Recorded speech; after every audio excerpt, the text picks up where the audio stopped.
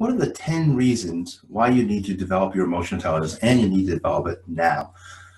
Whether you are a leader, a manager, a physician, executive, HR person, what are the reasons, 10 reasons why you need emotional intelligence? So I'm Dr. Rowie Nadler. I'm a licensed psychologist, also master certified coach. I've been working with emotional intelligence now for 15 years. The key gap in the field is, what do you do? Now we know from the research, I'll share a little bit about that, that you need emotional intelligence, but the key gap is, what do you do? How do you go about that? That's been my focus for the last 15 years on the how-to. In this quick video, I want to give you the reason first why you need it.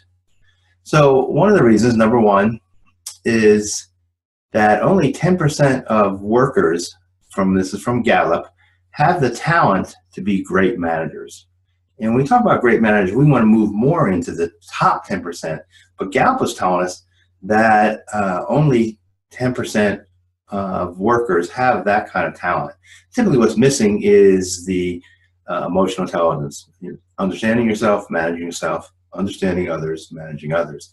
Also, we know 40% of organizations do not have enough next level leaders to move into the leadership executive role. Part of this is with the baby boomers retiring, 78 million, 10,000 a day retiring. There's not enough numbers, but also not enough Generation X who have higher emotional intelligence. So that's number one. We definitely need it now. Number two, you are the emotional thermostat for the team. Whether you're the team lead, whether you're a physician leading other folks, whether you're the HR person leading the organization, you're the emotional thermostat. If you are calm, cool, collected, your team is going to be calm, cool, collected. If you are stressed, tense, irritable, you give that off, and most people around you will experience that. So we like to call that the emotional thermostat. You're the emotional thermostat. Number three reasons why you need emotional intelligence now is that you'll have a competitive advantage. The further you move up in an organization, depending on your role, also depending on the research, 50 to 85% or so of the key factors of how smart you are, your IQ, technical expertise, and emotional intelligence. A lot of the research now is showing that the further you move up, yes, you need to be smart, yes, you need to have technical expertise, but the differentiator is emotional intelligence, so you'll have the competitive advantage. Number four, we're all on autopilot. Some of the researchers are telling us we operate our habits as much as 95% of the time. If you're on autopilot, you're going to be doing things reactively versus proactively. The more you know about yourself, the more that you understand yourself, also the more you're going to manage yourself. Number five, we all have blind spots. Typically in organizations, whether you get coaching or 360-degree feedback, you get feedback about yourself that we're unaware of. Marshall Goldsmith, one of the best coaches in the world, says that 70% of us think we're in the top 10%. We're better cookers, we're better drivers, we think. But when you're compared to others, we're actually not. So we have some blind spots on how do we evaluate ourselves. You and your organization, this is number six, you and your organization will be more productive. There was some research done by the Human Capital Institute along with Multi-Health Systems, and they looked at the ROI, which return on investment data that surveyed 784 respondents over 500 organizations. And what they found is organizations who value emotional intelligence in their leadership development are 3 times more effective in their leadership development. There was a 31% gap between the ones who valued emotional intelligence and the ones who did not. So it's basically going to help you, your organization, be more productive. Number six. Number seven, you will make better decisions. A lot of the executive coaching I do with folks and the training, it's about the mastery of the moment. What's the input? What's the output? The more you know about the input and what's the input, things about yourself, strengths, weaknesses, triggers. What do you know input from others? Empathy, their strengths, their weaknesses, their triggers.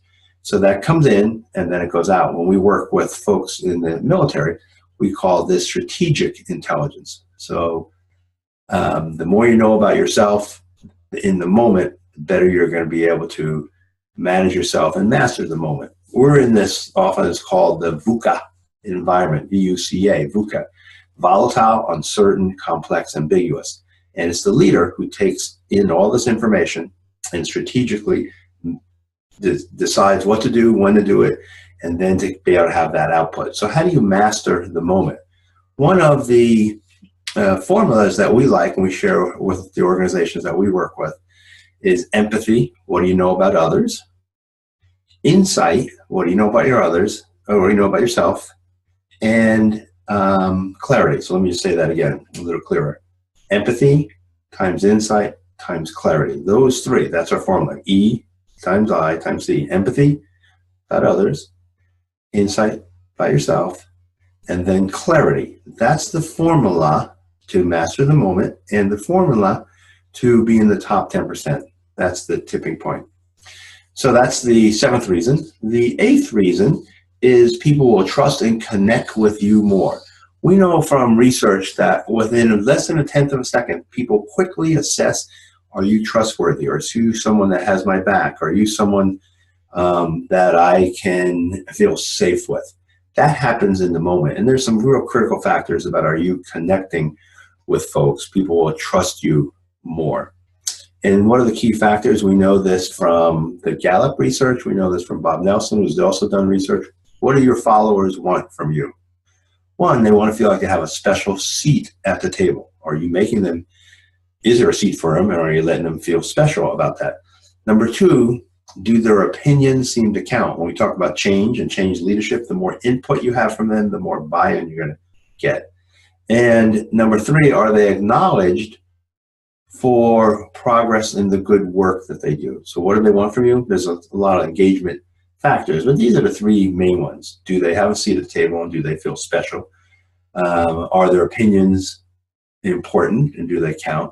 And 3, are they acknowledged for good work? Are you doing those with your folks? Number 9, if you focus in why you need emotional intelligence now, if you focus on it, you'll develop more leaders in your organization. Often we talk about the best boss, and the best boss people will do anything for. The best boss people feel stretched. They feel like they have their back. They feel clear. They trust the best boss teaches them. Is anybody saying you're their best boss? The more that we get more people into that level, the top 10%, and being people's best boss, you'll develop more leaders, and especially these emerging leaders coming in the organization. And number 10, you will hire better. What does that mean?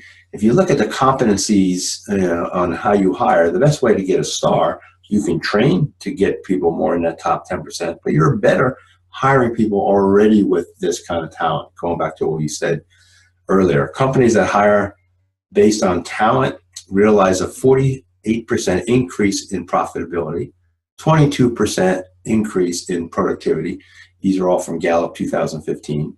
30% increase in employee engagement, and 17% increase in customer engagement, 19% decrease in turnover. So what's your plan, procedures for bringing in more people who already have high emotional intelligence? There's assessments, there's some screening, and those are all the things that will help you. So in summary, you need emotional intelligence, and there I just went through the 10 reasons why you need emotional intelligence. And if you need more information, our website is www.truenorthleadership.com.